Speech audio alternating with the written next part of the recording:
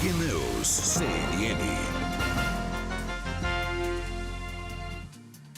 O Américo Martins traz a confirmação para a gente de que 6h15, pelo horário de Brasília, 6h15 da manhã, foi completada. Então, começa efetivamente a primeira fase do cessar-fogo entre Israel e o Hamas. Aproveito para chamar também Américo Martins, que está comigo, ele traz essa informação e a gente vai pontuar juntos a partir de agora, no caso, 11h15 da manhã, pelo horário da faixa de Gaza, pelo horário de Israel, começou efetivamente o cessar-fogo com bastante atraso e, como a gente falava, foi um atraso que também acabou custando vidas na faixa de Gaza e a gente vê imagens ao vivo também na faixa de Gaza aqui do nosso lado. Américo. Pois é, Muriel, essa mensagem foi confirmada, eu recebi, assim como outros representantes da mídia, aí, esse anúncio feito diretamente pelo gabinete do primeiro-ministro Benjamin Netanyahu. Vou ler a mensagem que eu recebi diretamente do gabinete do primeiro-ministro Benjamin Netanyahu. Esse envio foi feito às 11h14 do horário de Tel Aviv, 6h14 de Brasília, informando que no próximo minuto esse cessar-fogo iria começar. Então, a mensagem do próprio gabinete do primeiro-ministro Benjamin Netanyahu, de acordo com o que foi acertado no acordo de cessar-fogo para a libertação dos reféns, o cessar-fogo da primeira fase desse acordo em Gaza vai começar às 11h15. Portanto, já temos aí quase 10 minutos em que as tropas israelenses receberam as ordens para interromper qualquer tipo de ataque contra alvos do Hamas na faixa de Gaza. Os próximos momentos disso, Muriel, o que vai acontecer? Israel suspendeu os ataques, vai obviamente monitorar muito de perto os movimentos do Hamas. Espera-se que o Hamas também cumpra a sua parte no acordo e não provoque nenhum tipo de ataque contra as forças israelenses.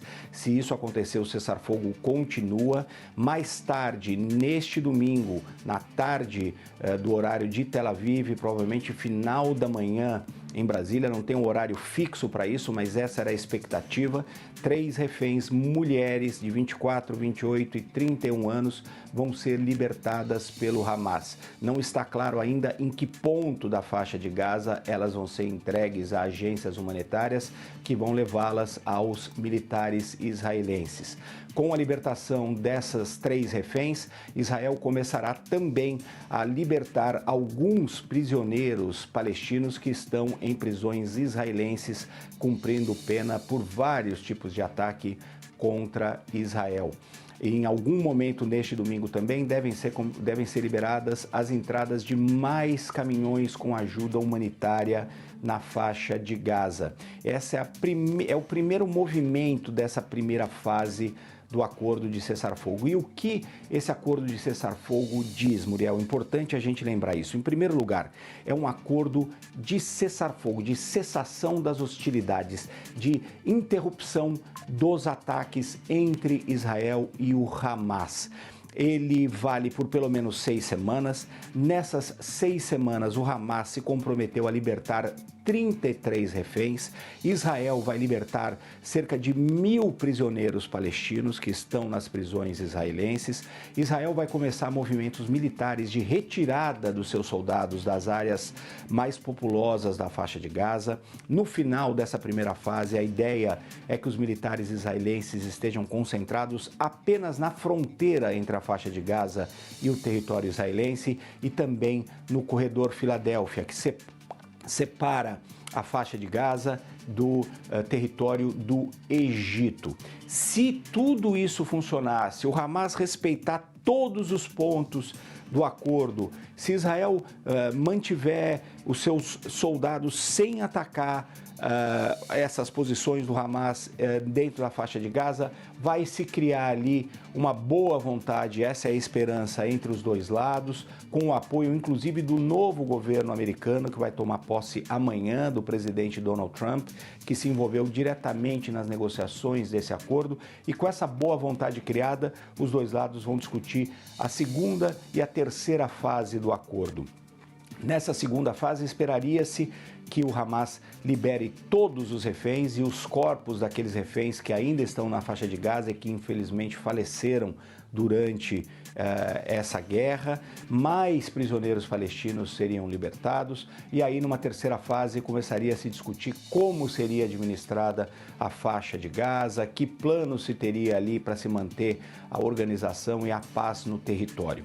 Muito importante destacar também, Muriel, que ontem o primeiro-ministro israelense Benjamin Netanyahu fez a sua primeira entrevista coletiva, seu primeiro pronunciamento público aos israelenses depois do acordo com o Hamas. E ele lembrou muito claramente que, do ponto de vista israelense, esse é um acordo de cessar-fogo temporário, que qualquer ação do Hamas que fuja do que está acordado, Israel se reserva o direito de atacar as posições do grupo palestino.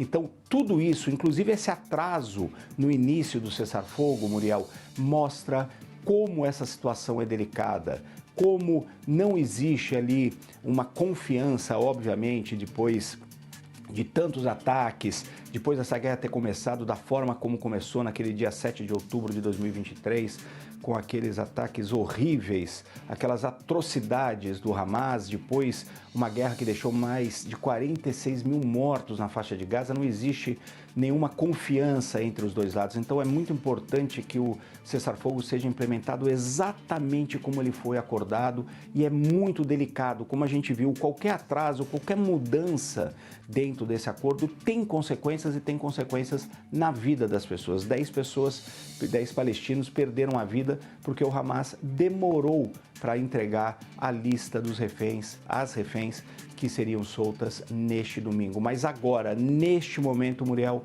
isso é importante, nós temos um cessar-fogo histórico na faixa de Gaza e vamos torcer para que os dois lados mantenham a calma, sigam o que foi acordado, em especial o Hamas, não tente nada contra esse cessar-fogo e que a gente possa aí, ao longo das próximas semanas, começar a ver os dois lados discutindo a paz propriamente dita na faixa de Gaza.